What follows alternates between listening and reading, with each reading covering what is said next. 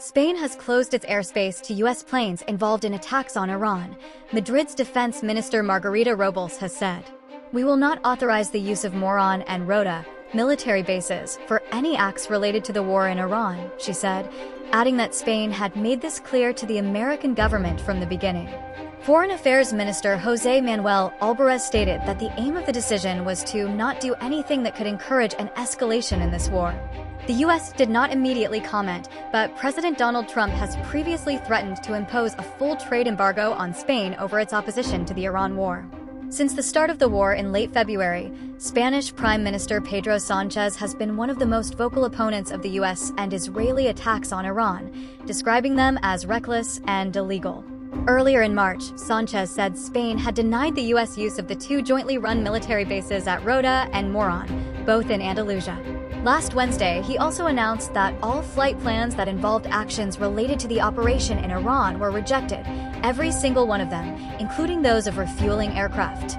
"We are a sovereign country that does not wish to take part in illegal wars," he said.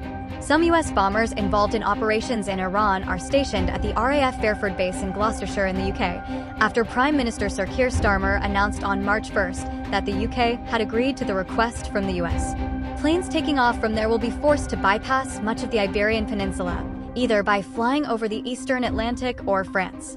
Spanish newspaper El País reported that aircraft would only be able to transit through Spain's airspace or land at the bases in case of emergency. In a 10-minute televised address on March 4th, the Spanish Prime Minister reflected on the wars in Ukraine and Gaza, as well as the Iraq War more than 20 years ago, and said the Spanish government's position could be summed up as no to war.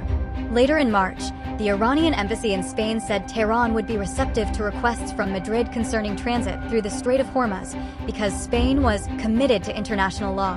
Around 20% of the world's oil supply normally passes through the narrow waterway between Iran and the tip of the Arabian Peninsula. For weeks, the threat of attacks by Iranian drones, missiles, and potentially mines has kept it effectively closed, sending oil prices shooting.